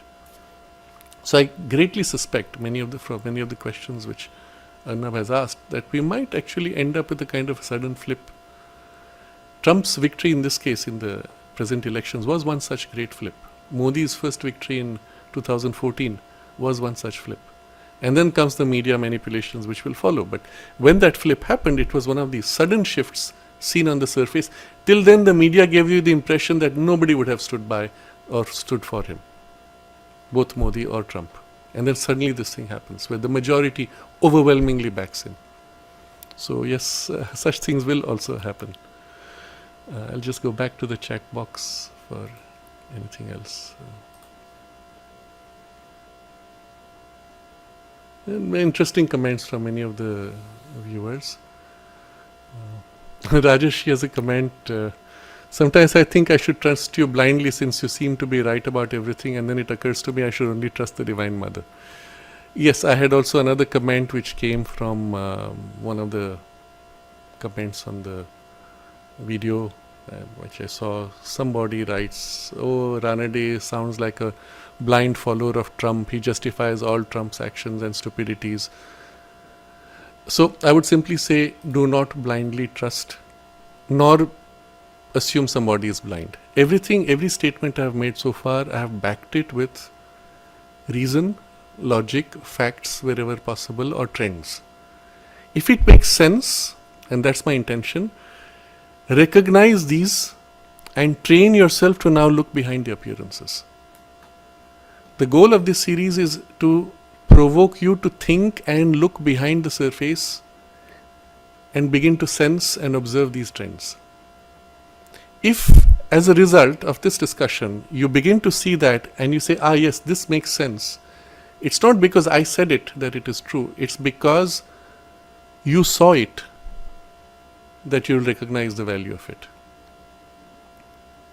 So don't trust me, trust your own judgment, using these observations as one of the crutches or one of the helpers or one of the reference points, and do your own research, do your own observations. So I've given many examples in passing. Sometimes I have also repeated some examples, but they are intended to help you now to observe those very things. When tomorrow the news changes, observe. So just after last discussion on the judiciary, the very next day, within the next 2 or 3 days, there was this massive shift that took place. The Vice President of India resigned. The most vocal critic of the Indian judiciary, who actually made active suggestions for change, suddenly resigns. And nobody knew why. What happened there? Look deeper. Don't go by what the politicians say. Look at the facts. Look at what he said. Look at what were the pressures he was under. And maybe you'll see a certain trend line. You say, interesting. And then wait and watch. Never jump to conclusions. You just take provisionally. It looks like this might be happening. Wait and watch. Look for confirmation or contradictions. Wait and watch. Never rush to conclusions. So, for example, in this drama that you had Trump and Elon Musk criticizing each other, wait. Wait for a month, wait for 2 months, and then see what happens. And suddenly the drama unwound and the whole thing dissolved, practically. In fact, they came out stronger. So one of the things I did not share, it's a bit odd here. So when this spat took place, one of the things which happened was the share value of Elon Musk's companies dropped. Remember, one of the grouses, criticisms that Elon Musk has is that in his own company he does not own enough shares that he could be kicked out. And many times they have tried to do that. So he says, I need to have enough to ensure that I can't be kicked out, but I can be put aside if I do something crazy. But I shouldn't be kicked out after all the effort that I make to build the company. And what happens, each time his shares fall, he knows nothing is wrong, well, he can buy. And then later tries again. So on certain levels, there are things happening behind the scenes which are advantageous in many ways. And Elon Musk doesn't care if his shares fall, because he knows the intrinsic strength of what he's doing. They will rise again. But when they fall, it's also an opportunity for him to strengthen his control of the stocks, among other things. So there are things like that. If you had the data, you would then observe Where did he make purchases? When did he make sales? What were happening behind the scenes with the stock prices? And you'll find an interesting pattern which will weave into this whole play which took place also. So there are many sides to these complex situations, and it's worth analyzing fully if you like to do that kind of analysis. Vaijayanti asks, has Sri Aurobindo or the mother commented upon views and strategy of Chanakya regarding politics and economics? I don't know, but Sri Aurobindo has spoken extensively about the man that Chanakya built up, Chandragupta, and with great appreciation for what he achieved, and also the governance systems that he built, obviously built by Chanakya. So I don't know if Sri Aurobindo actively says too much more about Chanakya itself, but the consequences of what happened there is significant, and historically for India is one of those critical turning points which made possible the India of today. Consequence of what Chanakya did is amazing. So for those who don't know the history, Chanakya was this extraordinary, intelligent teacher with mastery of statecraft, let's say, who finds that the king is too corrupt. When he tries to make a change, he cannot. So he says, I will rebuild the whole thing. He picks a young man in whom he sees the potential to be a leader, grooms him to become the new leader, provokes a political crisis, overthrows the king and replaces with his ward, who then becomes one of the greatest lineages of emperors in India. One man to be able to do that, it's not normal. He's a vibhuti. But it's the kind of thing which we are seeing today with a few of these disruptive players in the world. There's a certain power behind which allows them to accomplish things which are exceptional. And without a certain inner base, one cannot be so effective. That power cannot act. You need a really cool, strong inner basis, stable, through which it can act, and impersonally, selflessly. So I'm just putting your question in this context.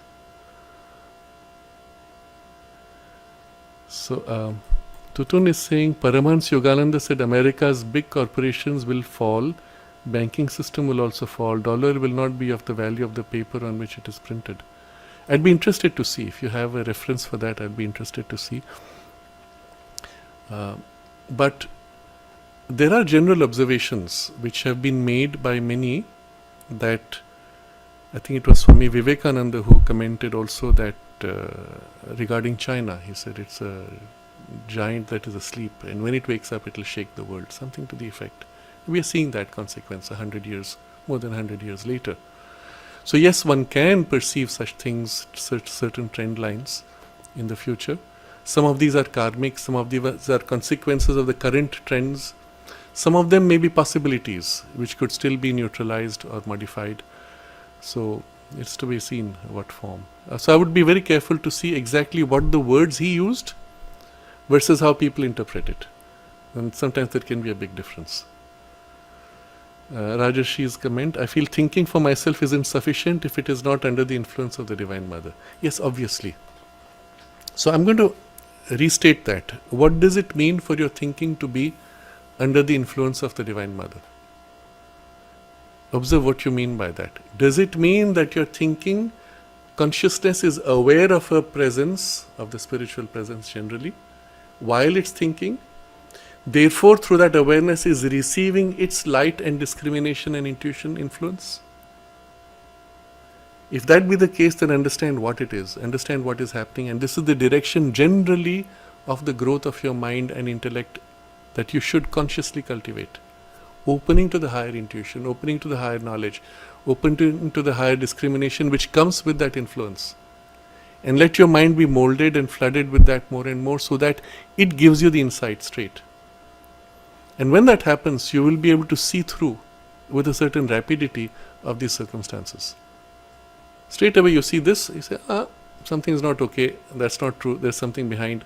What is that? You look a little bit and you'll find the evidence. There it is. That's what it was. And that's the way the intuition will guide you as you grow more and more into it. Yes, you must develop this. But it does not mean that you become passive and say, oh, I will only think of the Divine Mother, I won't apply my intelligence. That would be a kind of withdrawal from use of your faculties. It is to activate and utilize and develop your faculties of intelligence under that influence, filled with that influence, led by and even shaped by that influence more and more. That's the way to go forward.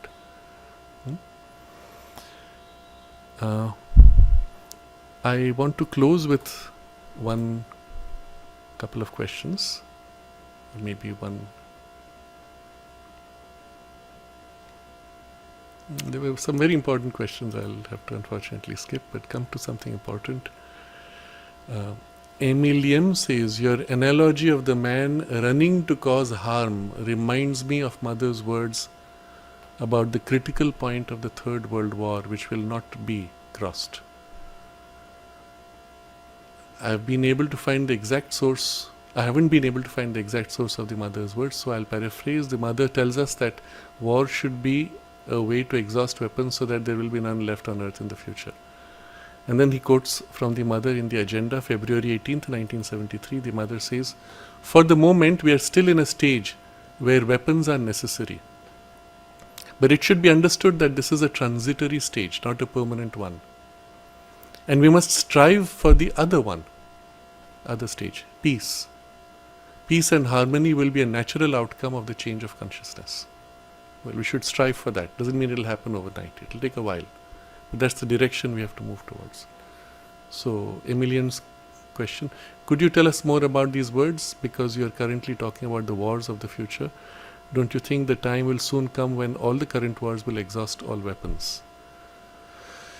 So, when I spoke about the wars of the future, you saw already that the things I was describing were a sublimation of the current crude weapons.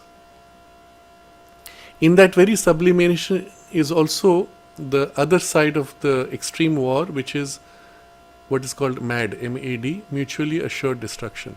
If you destroy me, I will destroy you, so we better not do it. And that's one of the transitions through which the human need for war or aggression or fear or conquest or whatever it is, the form that it works through, it's one of the ways by which these two come to some kind of stalemate to train themselves to begin to trust each other more and more. So if you think of it in this way, the moment the war sublimates to a point where there is no way you can protect, both are equally vulnerable to each other by exactly the same methods, you have come to that point where you have to begin to trust each other and start making some compromise. And that's where you are training yourself to trust. And remember, all this is at a very crude level. It's the lowest grade of human survival needs. That's what defines these international conflicts. And at that level, you are learning to build a kind of a trust. And the trust initially is on the basis of this. A promise that I promise I will destroy you if you destroy me. And then it becomes a positive, if you don't destroy me or try to destroy me, I promise not to try to destroy you. But if it ever comes to that, I will do it. And then from there, mutually, sufficiently, you build interactions, mutual dependences where with this kind of thing, I wouldn't even want to destroy you because I'm so dependent on you. And I know the other wouldn't want to destroy me because they're so dependent on me. And that's how you build. So this was Mother's advice. To prevent wars, she said, you have to build people-to-people contact and then economic interdependence. When you have these two and the integration takes place on these levels, it makes war impossible. It's unfortunately one of the methods of the Asura to create one small terror attack with one crazy person to break that trust and to create those divisions.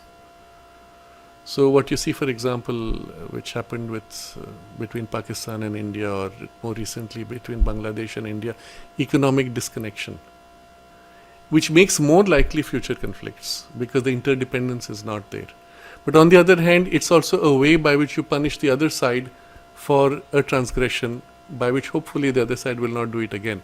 So it's a very subtle and painful transition, not at all spiritual in its underlying basis. It's very crude, coarse survival instincts of humanity. But it's as if through this, on that level of international politics, we would evolve to a higher grade. But I want to come to this, end this with this idea of the necessity for some form of protection of what? Now here we are not talking about political protection or economic protection, but of the values that a civilization holds. Even if you had to lose economically to protect those values, you would be willing to do that. I'll come back to the comment we made about the Kargil war or others. If you're willing to die on the border, it should be for a cause that you think so great that even with your death you will be serving it. Then you're willing to die for it. What is such a cause? Is there such a cause? What are you fighting for? What are you living for? Or dying for that matter? And all this points to the higher core of the civilizational values and then the soul of the nation. So even if on the surface and on the border you have these very crude struggles, if something of the soul values or the civilizational core values are sufficiently strong, in relation to that, on the strength of that, you can hold your own. But you must be willing to stand firm and not cave in. Because on the other side, you may not have something which respects or something which may want to destroy precisely that which you're trying to protect. And you should be willing to stand and hold firm. So I had mentioned last time Sri Aurobindo's letter to Sahana, and I'm going to read that in this context. And in this context, it prepares us for the theme which will be for next time and the time after, which I have planned for, where I want to discuss a more subtle form of conflict or attack on the higher spiritual values and even on the higher spiritual teaching that is frequently present but currently somewhat persistent. And we'll look at that from two very different angles in the next two sessions. I'll probably change the topic. I won't call it current affairs, but it will be in this line of thought. So I want to read from Sri Aurobindo's letter, which I had mentioned last time. So Sahanadi is a lady in the ashram. She's a young lady who is in the sadhana, and she is facing a problem. That in the ashram, there are people who are criticizing Sri Aurobindo. And her instinct is to fight back and hold ground or criticize the other. So she writes to Sri Aurobindo, I was faced by the question, if we find someone standing against a truth and attacking it by using falsehood as his means, what in that case should be the mental attitude of a sadhaka? Sadhaka is a practitioner of the spiritual path. Should he, practicing his yogic equality, be indifferent to it, or lift his sword against the falsehood? The question came up because some person wrote a letter attacking the mother and Sri Aurobindo. We were much excited by it and hotly discussed what our attitude should be towards such persons. Should we at all keep any contact with them? I was in two minds. Perhaps there should not be so strong a feeling of hostility or contempt. One of us asserted very forcefully that far from keeping any contact with such persons, if even any kind of conciliation would ever be possible. So, I wrote to Sri Aurobindo all about it, in order to know his opinion. He wrote back to me the following, fully supporting the sadhak's views. So this is what Sahana writes as the letter and the context of the letter. What did Sri Aurobindo respond to her when she asked, what should I do? Should I keep silent or should I fight back? Sri Aurobindo, no doubt, hatred and cursing are not the proper attitude. It is true also that to look upon all things and all people with a calm and clear vision, to be uninvolved and impartial in one's judgments, is a quite proper yogic attitude. So these two things so far, no problem. Even in a traditional ascetic path, they will say be uninvolved, impartial in your judgment, keep the yogic attitude, keep calm and clear vision. All fine. The question comes, what do you do then from that position? The action. So Sri Aurobindo. A condition of perfect samatha, equality, can be established in which one sees all as equal, friends and enemies included, and is not disturbed by what men do or by what happens. So one can take such a position. The question is whether this is all that is demanded from us. If so, then the general attitude will be of a neutral indifference to everything. So if you say, okay, I take an equality, friend and enemy all equal, okay, I become neutrally indifferent and that's it. That would be the consequence, if that was all. But is that all? Then Sri Aurobindo continues. But the Gita, the Bhagavad Gita, that's the text which Sri Krishna instructs Arjuna on the battlefield. But the Gita, which strongly insists on a perfect and absolute samatha, equality, goes on to say, fight, destroy the adversary, conquer. So from the poise of equality, then you fight, destroy the adversary and conquer. Now see, there's a big difference here. If you didn't have the equality, you fight, destroy the adversary and conquer, it can be done on passion, it can be in a clouded state. But once you've got to equality and then you fight, you cannot fight or you are not fighting in a state of clouding. You have full clear vision, or at least as clear as can be with the equality. Already with that, your basis of fighting is different, your purpose and goal, and then as the consequence of the fighting would also be different. But still, that's not all. He says, if there is no kind of general action wanted, no loyalty to truth as against falsehood, except for one's personal sadhana, no will for the truth to conquer, then the samatha, equality of indifference, will suffice. So, there's no need for general action, you can stay with that equality and indifference. If you don't have loyalty to truth as against falsehood, you can stay in that indifference, except for your personal sadhana.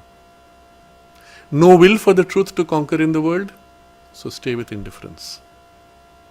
But if you have any one of these three, you can't stay with that indifference. And the question is, what is your priority? Are these in your priority?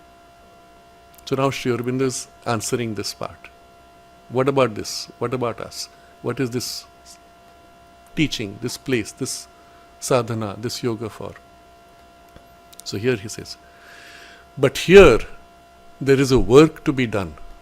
So you can interpret here as the ashram space or in the sadhana space of the integral yoga in life. But here there is a work to be done, a truth to be established against which immense forces are arranged.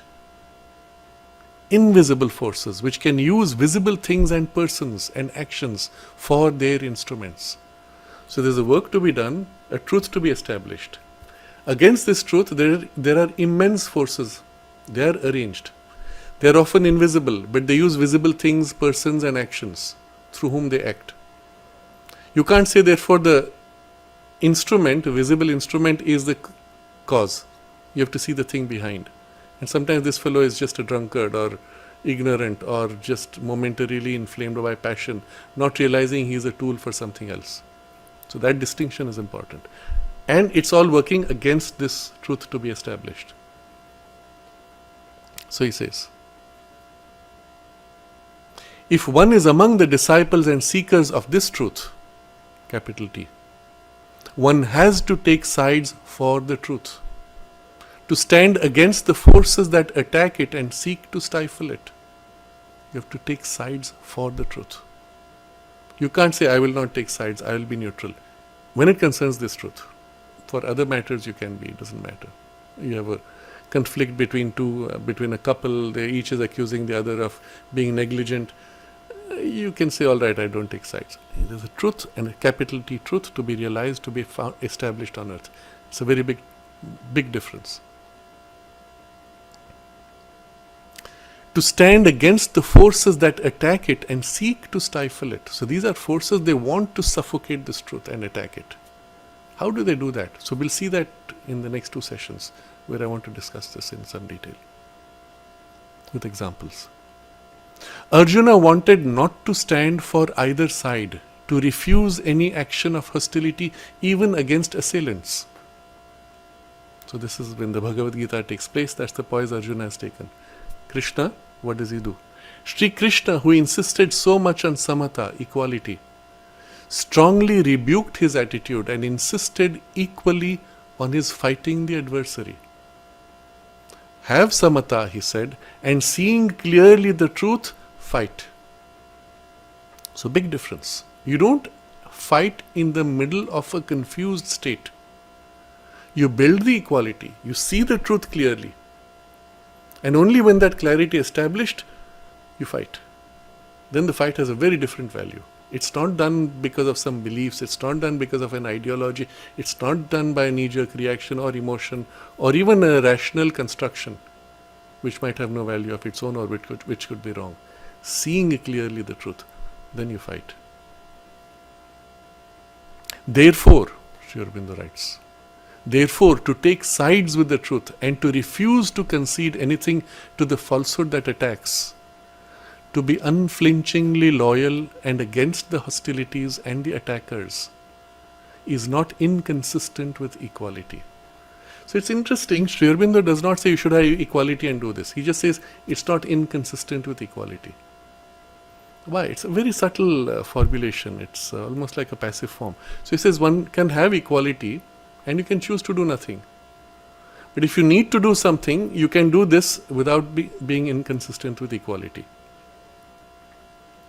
So take sides with the truth, refuse to concede anything to the falsehood that attacks, to be unflinchingly loyal and against the hostiles and the attackers is not inconsistent with equality.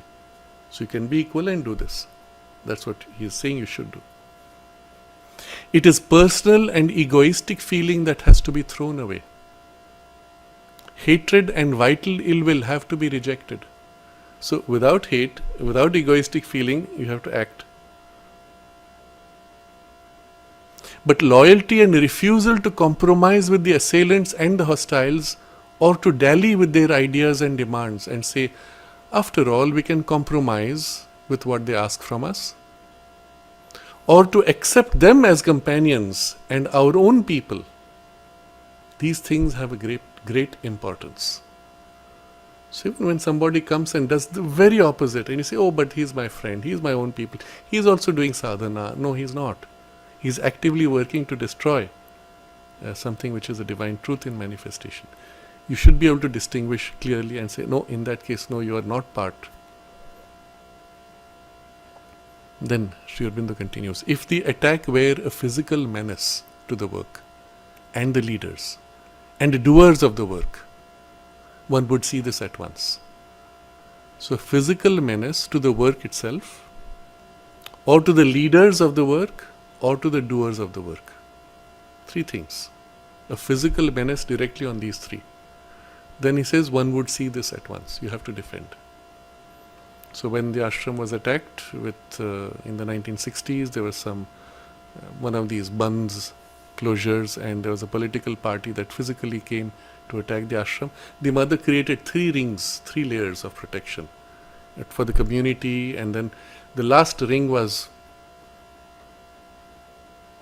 ready to die if needed.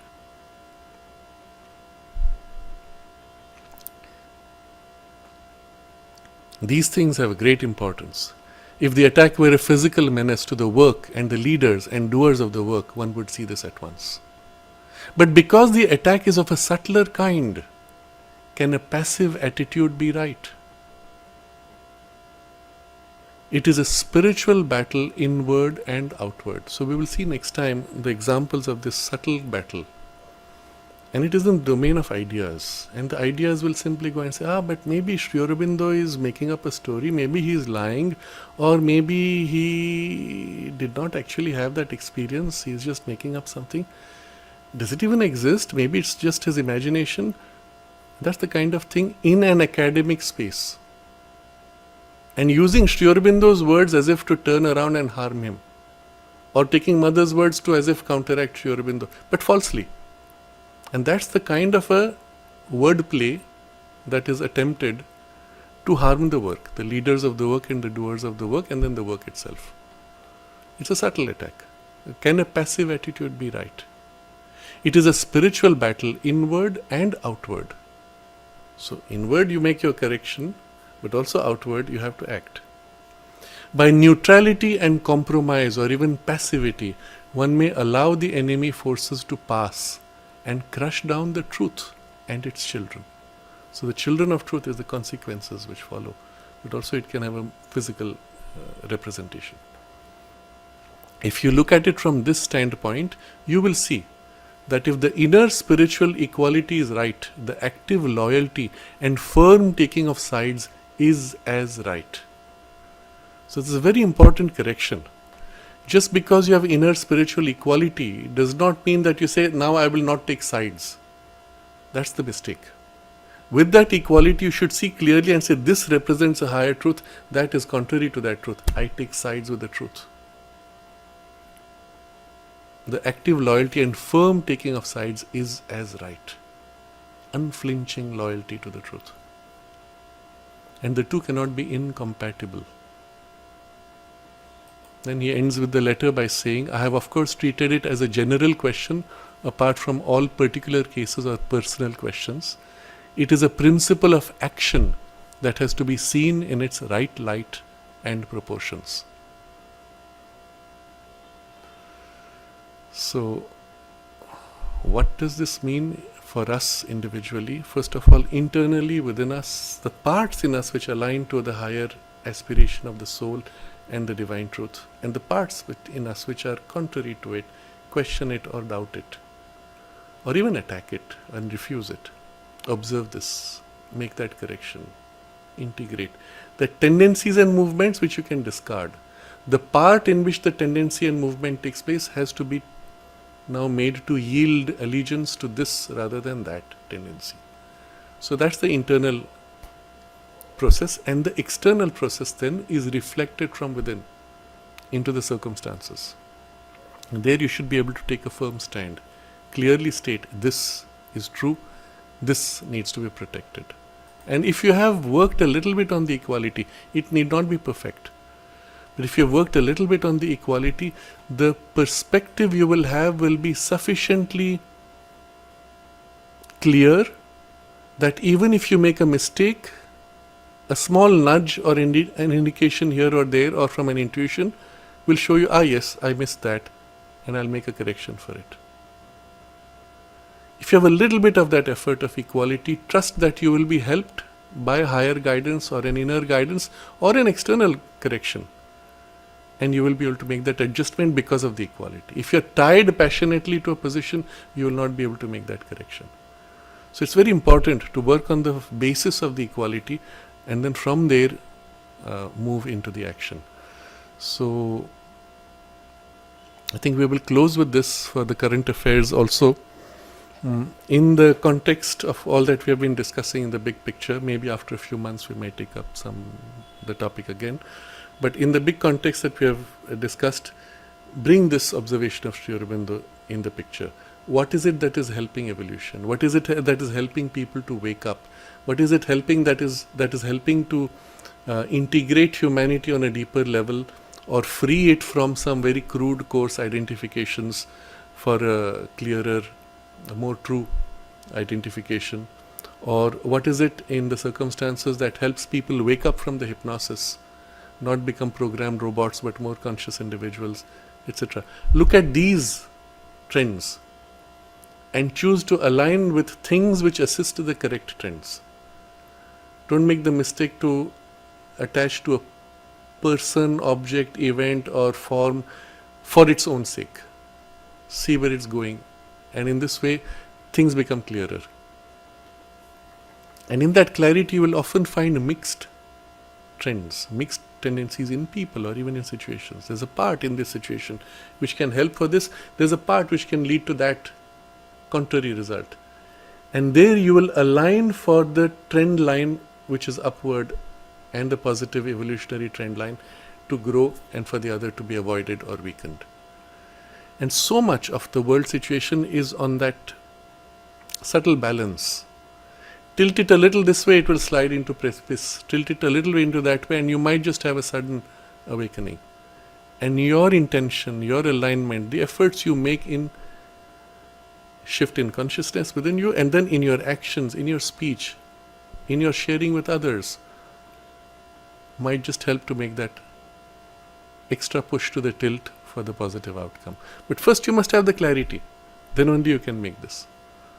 So this letter I hope will be helpful for all of us. Let's consciously align, at least in our intention, to become more conscious and make this effort to discriminate from a poise of equality, and then take a firm side and alignment with the higher truth.